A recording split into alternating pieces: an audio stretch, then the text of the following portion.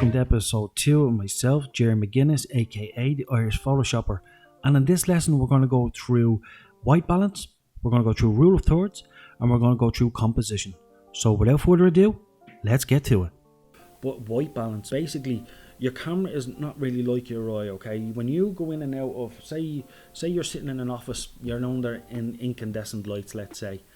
Your eye is so good that it adjusts to, no matter what lighting conditions you wear, white will always be white. The camera is not as clever as your eye. So what happens is, if you go in and out of different lighting conditions, okay, white changes in different lighting conditions because of the heat of the bulbs, okay? So everything, and all light is measured in Kelvin, okay?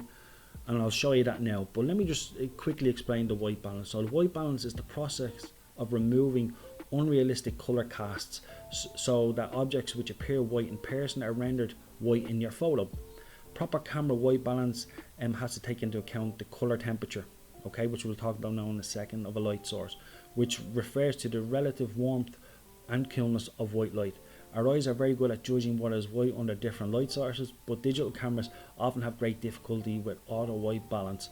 Now, auto white balance is no harm, and there's nothing to be afraid of shooting in auto white balance. Actually, I'd probably recommend it for the first while, and then as you start going through it, you might notice different skin tones or different colors in your pictures. You know, might look a little bit colder, it might look a little bit warmer, and you can just mess about with your white balance then, okay? And it can create an unsightly blue, orange, or even green color cast. Understanding digital white balance can help you avoid these color casts, thereby improving your photos under a wider range of lighting conditions. So let me just show you an example. So all lighting is basically measured in Kelvin, okay, so which is the heat of the bulbs. So if you look here, 2000 would be very, very warm, 3000 Kelvin would be, you know, lukewarm, and then you'd start to come down in the heat, then 4000, and that just gives you an idea of what sort of bulbs and lighting in an office or in an environment that you're in can produce this Kelvin, okay? So the likes, you know, incandescent lighting. So if you're in an office, you know, if you're shooting in an office, images might come out a little bit orangey, whereas that's why you would need to adjust your white balance just to balance out the heat of the bulbs, okay, to make sure that the color photo has the right color balance to it. So as you see here, if you start going 4200, you get like it's a cool white fluorescent light, okay. 5200 is normally direct sunlight, okay, it's the heat of direct sunlight. And normally around 5600 is around normal standard daylight. I kind of get that from filming from time to time.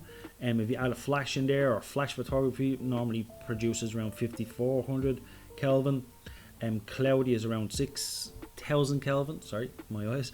Daylight fluorescent be 6500, and shade would be 8000. So as you can see there, they're going from warm, you know, all the way down in the heat, starts to balance itself out, and then it starts to get very, very cold.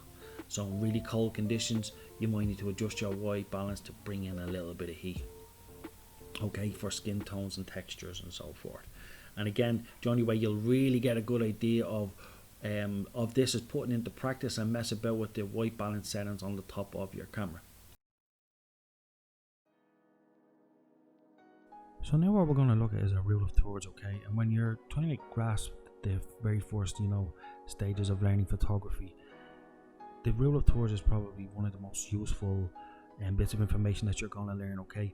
Basically, it allows you to set up and frame your picture correct, okay? So basically, the rule of thirds is the most well-known compositional rule, or guideline, you know, best practice, if you say, in photography. And it's probably one of the best first things you'll learn as a new photographer.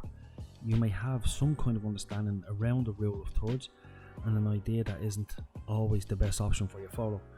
The rules are made to be broken at times, so you know you don't always have to use it in every photo, but it's just good best practice to learn this when you're starting off, okay?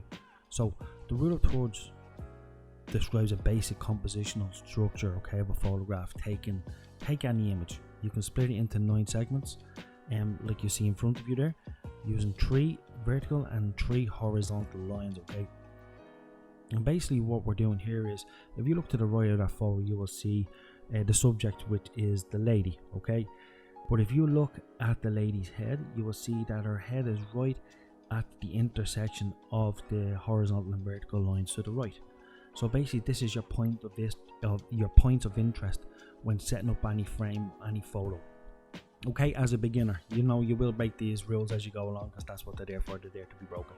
But this is just a good best practice to help you when you're starting out to learn how to frame a picture correctly. Okay, so whether it's to the right, or whether your subject's on the right or the left of the photo, you know, or whatever it is you're taking a photo of, could be an animal, could be anything, set it up for either side, whether it's right or left, and leave some space to the right hand side. So as you can see, this lady is on the right, but she's staring off into the distance of all the space on the left hand side. So you can kind of see not only the lady, but you can see what way she's looking, and you can see some of the landscape that she's looking towards. So that's what they mean by the rule of thirds.